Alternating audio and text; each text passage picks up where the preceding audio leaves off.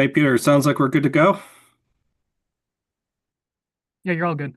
Great, thank you. Good afternoon, everyone. I'm going to go ahead and convene this meeting of the Sewage Disposal Working Group and move right to opening remarks, um, of which I pretty much have none to say, other than to thank everybody for being here today. I know for many of us, this is an incredibly busy week with lots to do, and so we really appreciate your all being with us here today. Um, with that being said, Sonia, John, I don't know if you have any other additional comments. None. I'm good. Great. I don't know if I see John on the line, but I'm going to go ahead and assume that he does not also have any comments to add.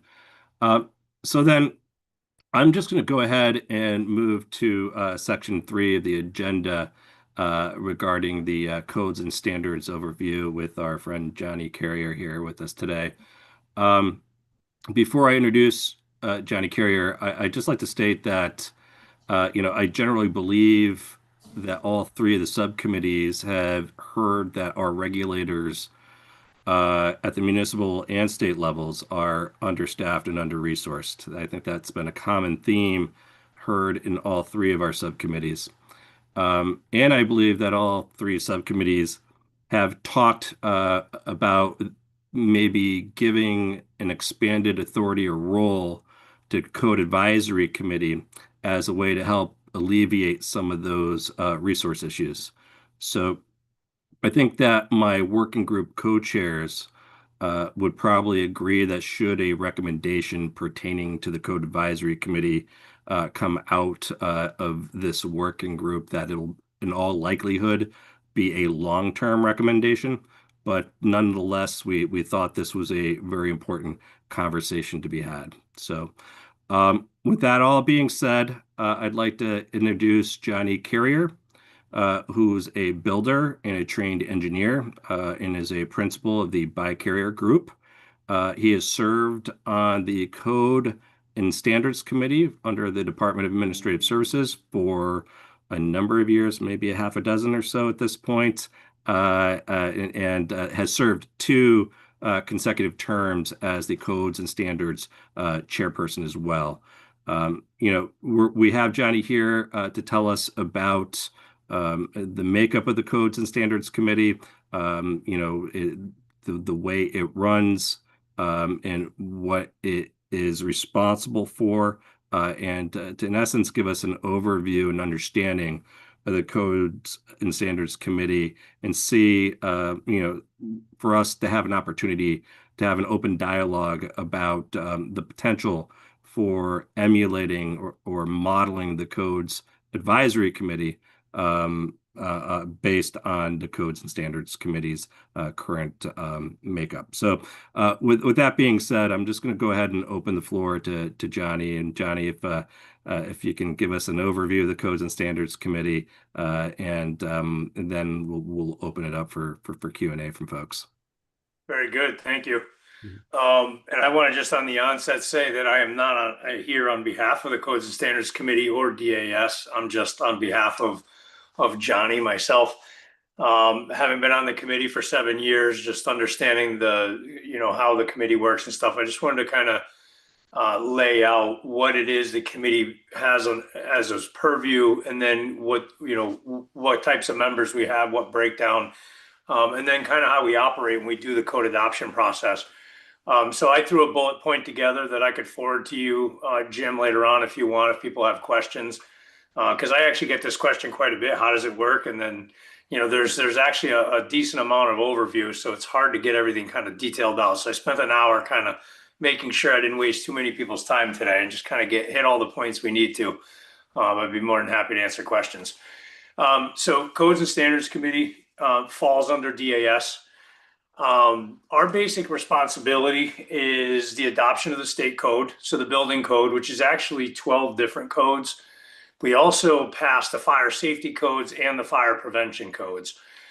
That's one portion of our responsibility. The other is we actually hear appeals We will hear appeals for decisions that local building officials have made, local fire marshals, or local building appeals boards for specific towns. We also will hear appeals from decisions made by the state building inspector and the state fire marshal for, items that, people requesting modifications who get denied. They have the chance to come see a panel of made up of our committee members to get heard a second time. We also get into education. So we have the Fire Marshal Training Council and we have the Building Code Training Council. And then the last kind of responsibility that we have is we actually oversee the building official and the assistant building official licensing. So like DCP will oversee many of the licenses that we have within, the trades or engineering or things like that. We actually oversee the building official licenses. So if there's complaints that are brought against the local building official, our committee would also hear those as well. Our committee, I'll say this, I did spend probably a year and a half on the septic advisory committee meeting in Portland. That was quite a few years ago at this point. So I do have experience kind of on both sides. Our committee is probably larger than you would probably need for this, but we actually have 23 different members. And the way these 23 members are brought together is it's really all the stakeholders, right, from every side of the issue. So it's actually made up of 2 architects, 3 engineers. The engineers are specific to structural, electrical, and fire protection. We have 4 construction members. 1 is commercial, and then we have 3 on the residential side that deal with either multifamily or single family or remodeling. We have 1 public health member, 2 building officials, local building officials. We have 2 local fire marshals. We have a representative from the trades or the national trades. We have 1 energy efficiency representative. And then we have 4 public members. 3 are just public members that have some kind of expertise in one way, shape, or form. One of them has to be an expert or very well versed in accessibility. And then the last one is the trades. So we have the 3 trades members, so people that are either plumbing, electrical, or HVAC oriented. So the committee basically, like I said, it's a big committee of 23 people. But as I said on the onset, it's all the industry stakeholders. So we see from all the different people that are working in and out of the building codes, et cetera. One of our major things is the code adoption process, which I probably think would be something that you guys are more interested in how that works.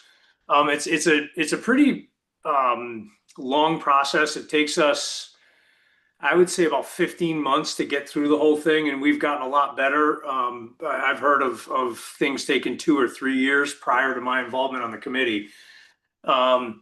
But basically, we have a subset of the full committee called our subcommittee, and anybody that's on the committee has the opportunity to be on the subcommittee. All but 1 do actually serve on the subcommittee. Within that subcommittee, we break out into 12 different work groups. So when a new code is put into print, we will actually break down. So myself, I'll sit on, my expertise is in the residential code, resiliency, energy efficiency, and I will actually sit in on some of the structural stuff. As a PE, I tend to get into structures, so I will help out on the residential side of that structural debate or discourse or whatever you call it. We, in those work groups, what happens there is we actually bring in other outside people into the conversation, right? So for example, on my IRC work group, we may have, people from the insurance department, resiliency, we have the insurance department representative that's with us. On our energy efficiency work group, we'll have a representative that from DEEP, and sometimes they meet with us, sometimes they give us their feedback on our proposals, that kind of thing. But we try to include as many other industry people or people that have knowledge in the topics.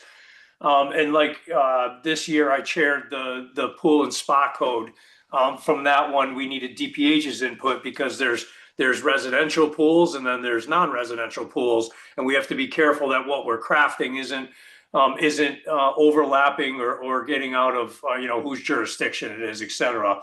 And then there's also times where, like on the structural work group, Like our member Tom DeBlasi, he brings in, ASCE or the American Society of Civil Engineers or his local group. So you'll have a lot of like the building officials will bring in their local group, et cetera.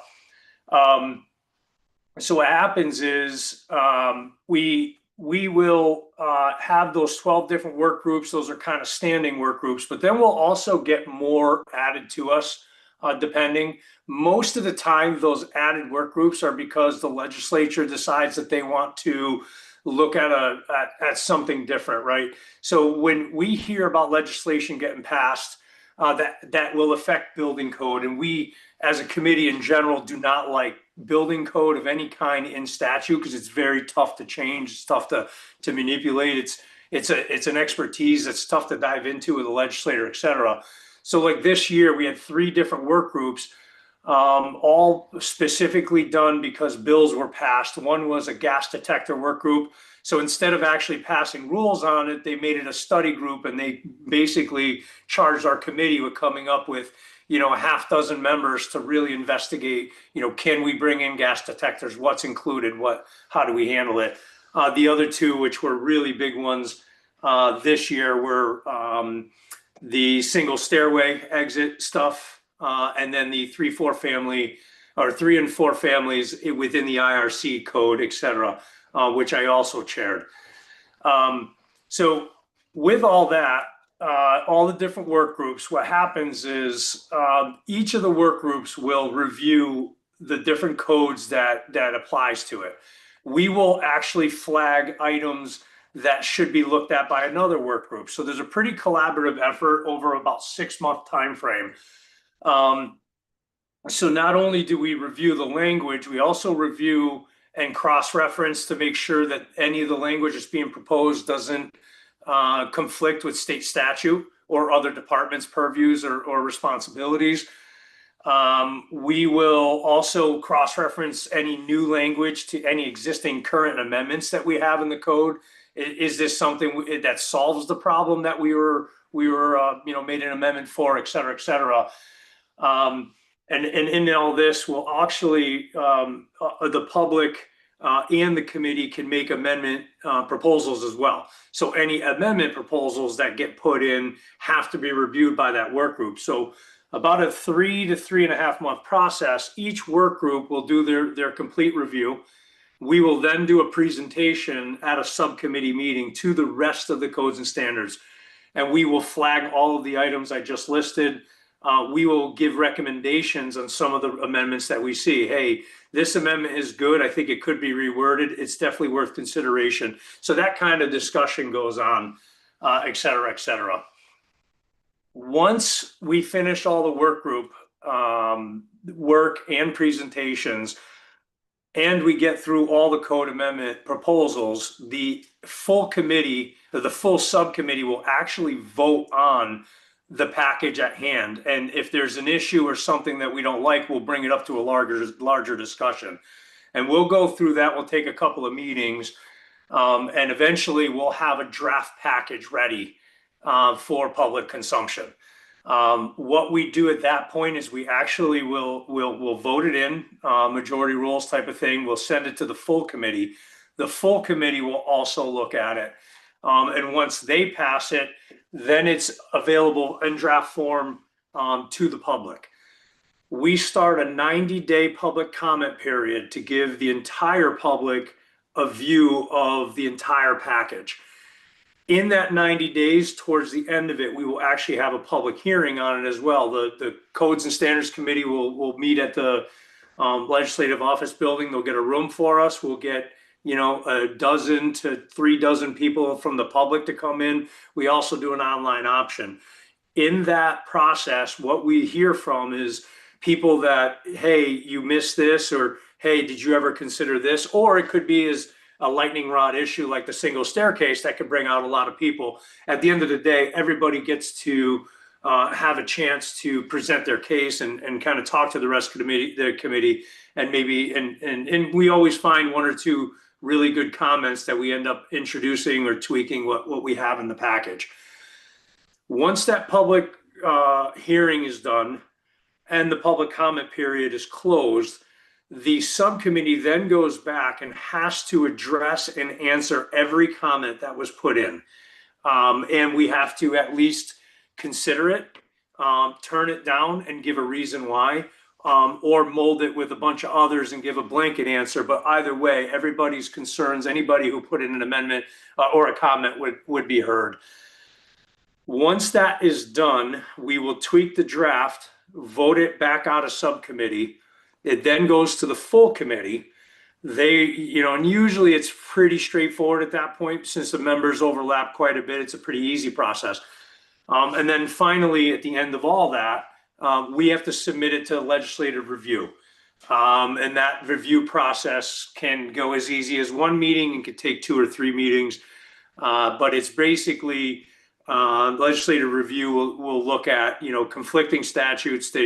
This is where we get muddy a little bit, where, architects, engineers, and building officials speak in one language, attorneys speak in a different language. So we'll have some nuances and some back and forth, that kind of stuff.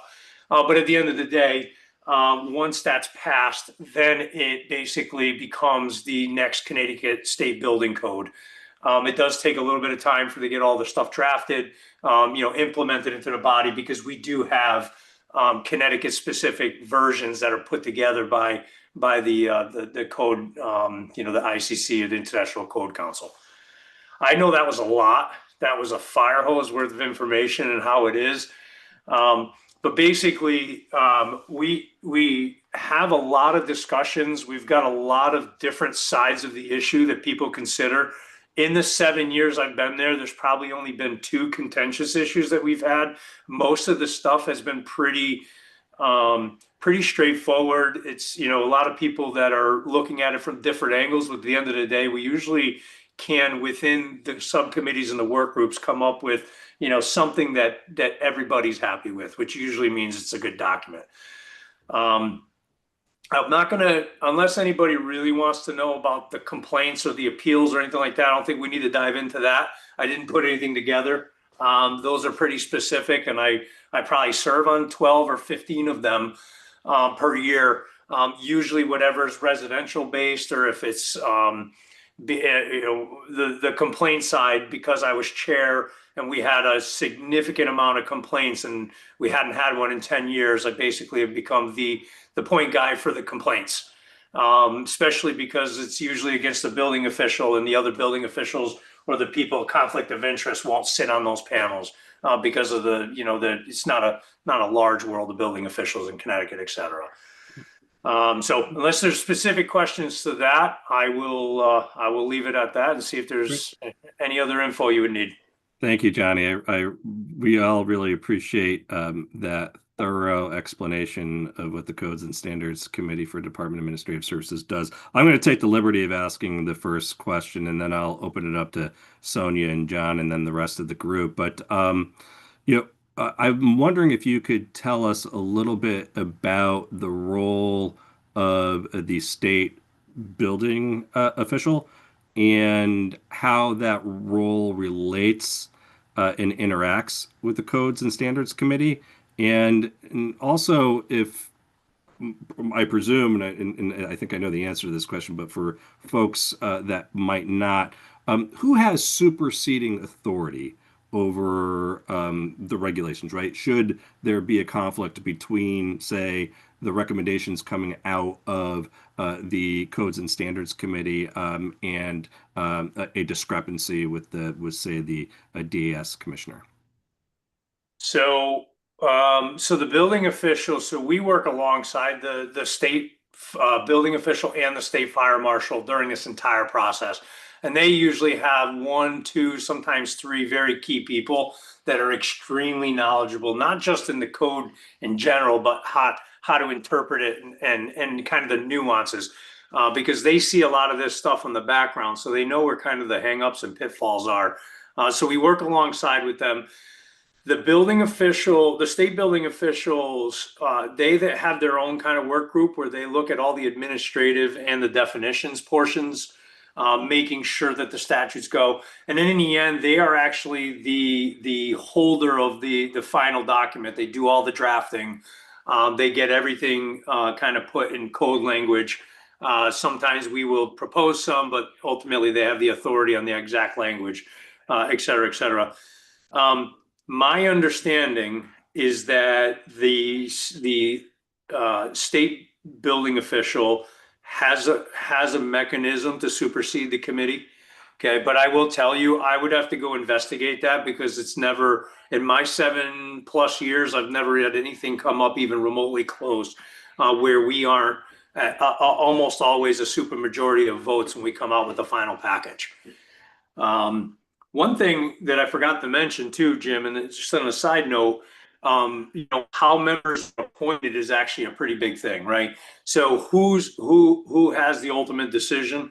So the deputy commissioner of DAS, the one that actually runs the portion of DAS that has to do with codes and standards, the state building inspector's office, I think it's real estate services, and then they do a lot of the inspection stuff too.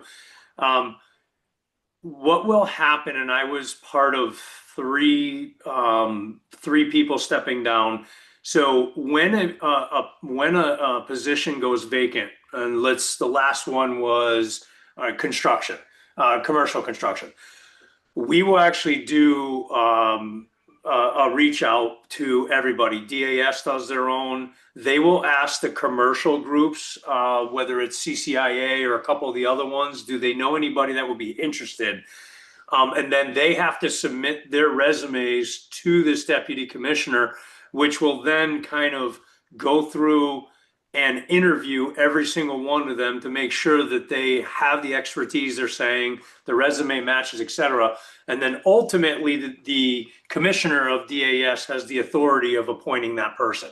So it is not like from let's say from Jim, like the home builders, if I was to step down tomorrow, the home builders do not have the authority to appoint who they want. They've got the ability to put forward some people if they want, and they have to have their resumes speak for themselves. Ultimately, DAS and the commissioner have that authority to do that. Thank you for those answers, Johnny. John, Sonia, do either of you have any questions? May I go first? Go ahead, Sonia. Okay, I got a couple comments and a couple questions, and one question.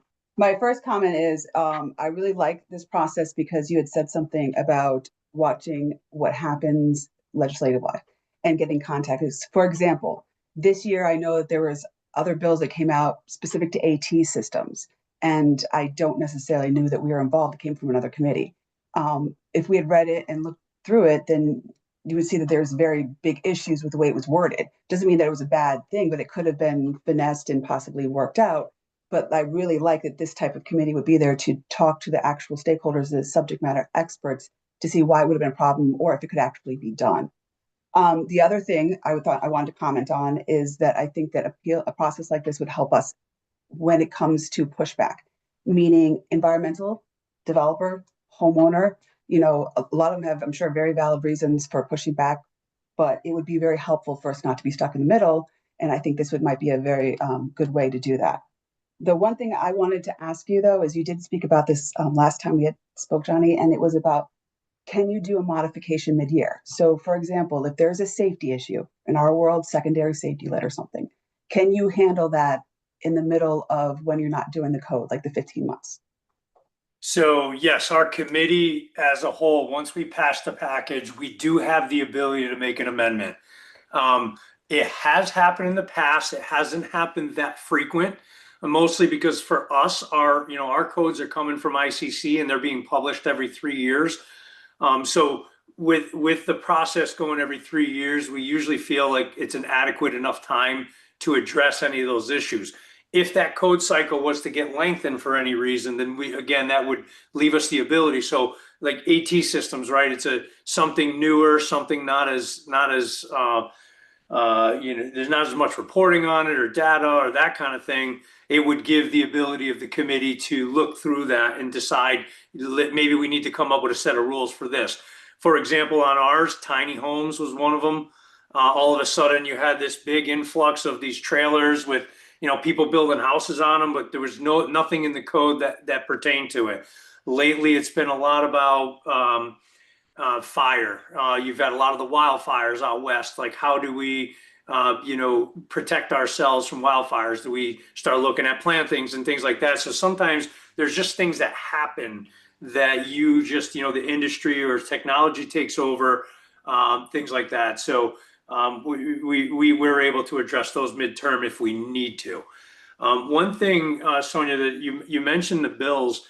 So we have a standing portion on our agenda. So the state building inspector will report on any bills that has to do with codes and standards every meeting that we meet, and every meeting. So what will happen is people like me or other committee members will see or hear something through their own, kind of their associations or their networks. We will forward those to the field official, and she will organize them, and she will have a standing document that we have access to, and then we'll get reports on the big ones. If there are some that have directives that say, we have to have a gas detection system put in every house that has fuel burning, we typically as a committee can discuss, hey, who's got experiences in this? Is there any kind of code language already out there? Are we in uncharted territories? We'll do an outreach of our own and find out just how big this is. Is it a national issue, or is it just one person who's really pushing this agenda? At that point, DAS can, behind the scenes, talk to the legislators and try to convince them to put it into a study bill so we don't end up with something that just doesn't work at all. And then the other thing is, and I lost my train of thought. With bills, we actually, as a committee, have not often, but have come out with a letter to that legislator or to somebody saying, we are not in agreement with this for the following reasons, et cetera, et cetera. So if it gets to a point where someone's just tried and true and they want to ram this legislation in, and it's so detailed and specific, with engineering and science to back it up, and they're not using engineering and science to put that rule in, we'll get involved at that point as well.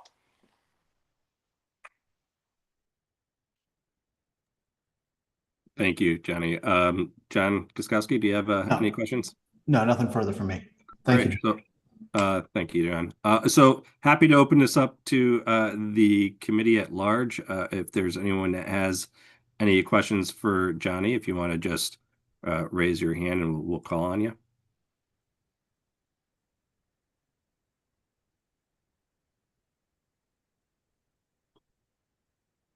Nothing, huh? Well, Johnny, I'll thank you for your time. I appreciate your coming and providing us with some expert information on the Codes and Standards Committee. And again, we appreciate the time and happy holidays. You're very welcome. Thank you, everyone. If you have any other questions going forward, Jim, just you know how to find me. Great. Thank you. Thank you. Thanks, Johnny. Bye. All right. So we'll just go ahead and move on to section 4 of the agenda, which is subcommittee updates. I know that both John and Matt Gilchrist are limited on time, so I figured we could start with the process and funding subcommittee. Appreciate it. John, you want me to go ahead? Yeah, please. Okay, so we're a little further than we were. We had a good meeting on Tuesday.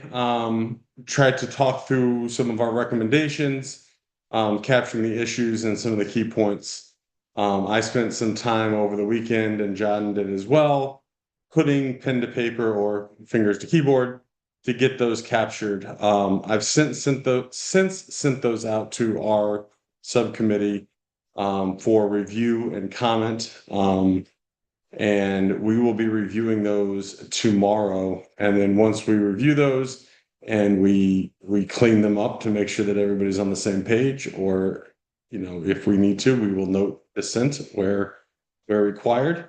And then we'll get those out to the larger committee as soon as we can. One of the things that, I would like to really thank Johnny for coming.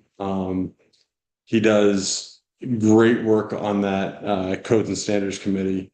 And one of the things that I keep coming back to with my committee, and I think it's going to be a key recommendation for us is a similar entity. The Code Advisory Committee exists, but from everything that I can draw, Code Advisory Committee exists, but it is almost an afterthought in the process of vetting. I understand not everybody would agree with that, but vetting it out before it gets to legislatures. One of the things that's really strong about the Codes and Standards Committee is when they're done, and it very rarely does it really go to much of a discussion when it gets to the legislators. And I think that should be, our goal. And I think by partnering with both private and other public entities, I think you can get a really strong package there. I don't think that anybody should shy away from thorough review and thorough vetting of ideas and regulations before they go to a legislative body. So that's going to be a key part of our recommendations. There are plenty of scientists and professionals at this that can lend a hand to make sure that we don't have policies that get out of control. That's the Matt, meat can I and just- potatoes of ours. Can Yeah, I I'm just gonna comment turn- really quickly on the Code Sure. Advisory Committee? Their responsibility is not to take anything to the legislature. There's not a connection, like nothing that the Code Advisory discusses turns into law. They create the technical standards that are kind of explaining how to implement regulation. But the Code Advisory Committee technical standards do not go back to the legislature for anything. So I just want to make sure that the committee is all on the same page with how that process works. I hope that helps clear up any confusion in the recommendations as well as what the responsibility of the Code Advisory Committee is. And we're Thank happy you. to explain more Yeah. about that if that No, would be helpful. I appreciate that. And, that kind of helps set the stage for, maybe it should, before any standards are policy, they should be thoroughly vetted through such an organization.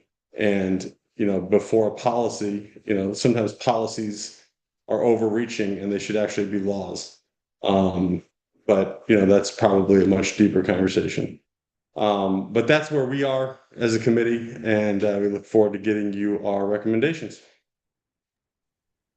Thank you, Matt. Any additional questions or comments? Thanks again, Matt.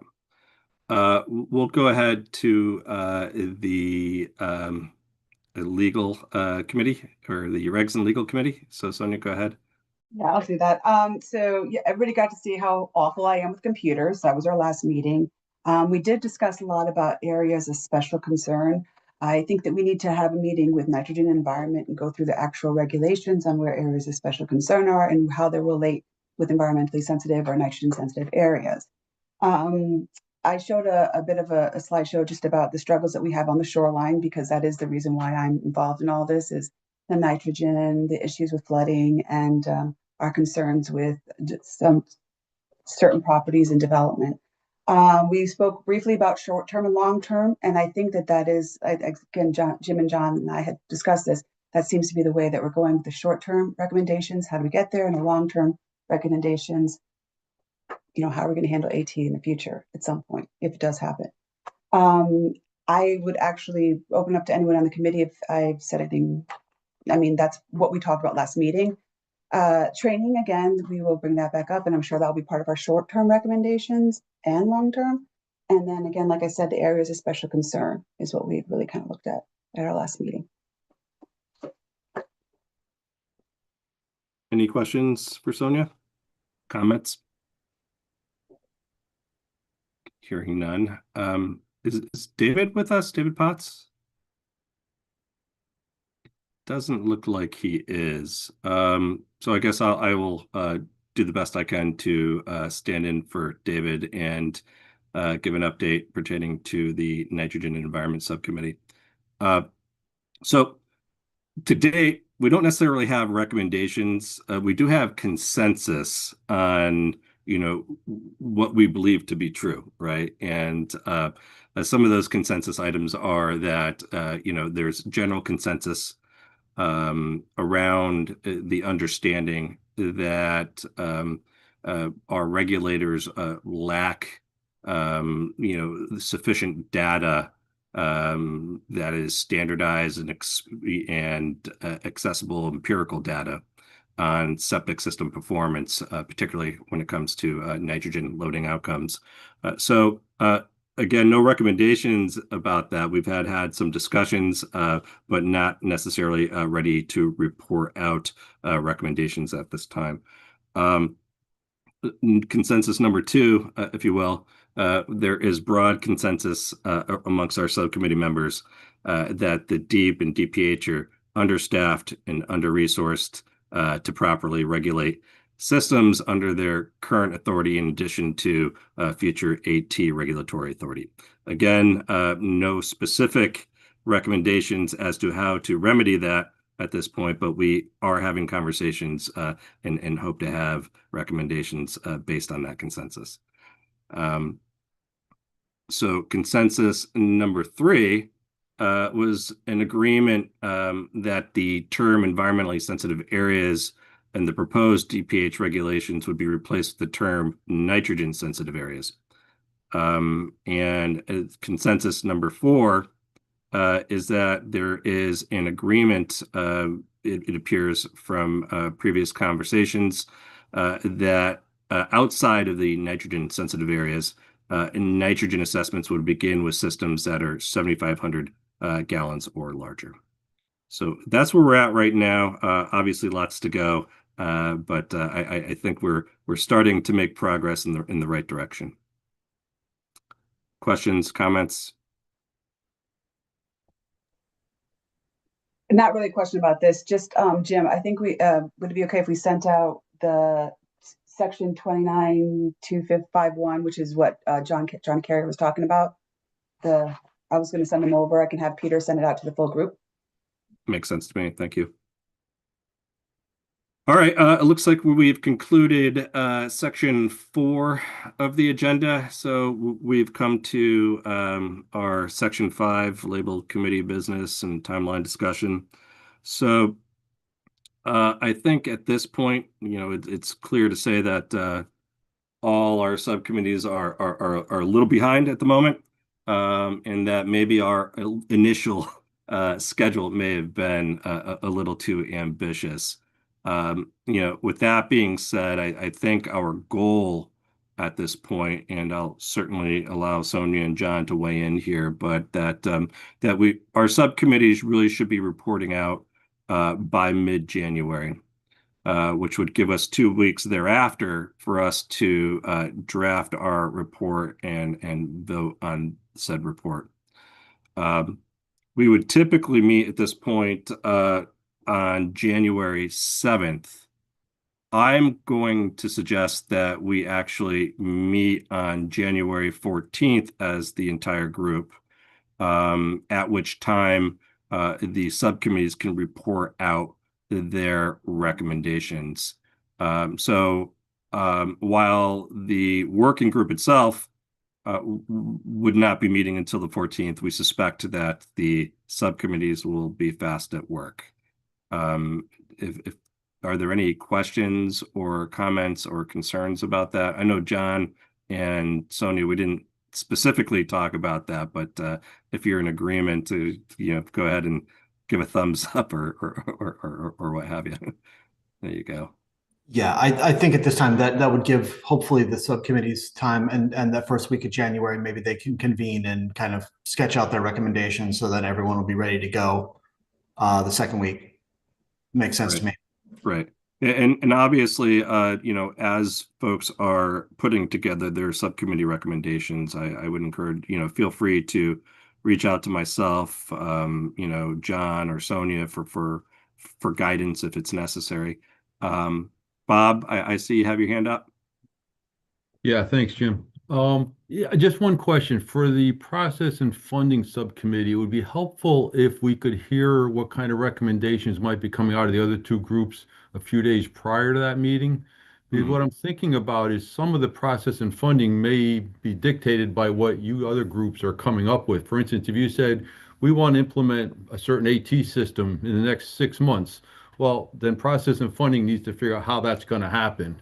Hmm. But if we don't hear about that till the 14th, we're not going to have a recommendation on how we deal with that. So it might be helpful, even if we just got something. I'm looking at the calendar, the ninth, the Friday before the full group meets. So if we had a couple, we could have one more meeting in that interim possibly, and I'll leave that up to Matt if that's appropriate. But that's kind of what I'm thinking, just so that we can get our work done and be have beneficial comments, I guess, based on the other recommendations coming out of the other groups. Sure, that makes a lot of sense. And while I won't speak for David Potts, our subcommittee chair, I presume that he would agree to expediting at least a couple of days early recommendations for process and funding to conclude its work. Sonia, did you have your hands up? Yeah, I was just gonna say that, we did meet with you guys about process, with our stuff and what we need funding for. I think what we really need to get to you is what we're going to ask for short term again versus long term. What's the price tag on for short term, long term? So I totally get it, and I think you're absolutely on point with that. We are meeting January 7th ourselves, so I would be in touch with my group on that. But maybe we could try to get something over to their group, just as a little bit of an outline. I will discuss with our group, possibly even email back and forth, and see if we can get something going for you guys, because I understand that. Thank you, Sonia. Matt, I see your hand up. Yeah, it was, we'll get you guys what we're working on so far, as soon as we can. But that would really help us out a lot because we normally meet every Tuesday at 10 o'clock. So we would at least be able to meet and chew on it for 24 hours before our meeting the following day on the 14th. So, Understood. All right, thank you. Are there any other questions, comments, or concerns? Seeing not, I will call this meeting adjourned. Happy holidays, everybody. Happy holidays. Hopefully Thanks, everyone Jim. has meaningful and happy holidays with friends and family. Take care. Thanks, everyone. Have a great holiday.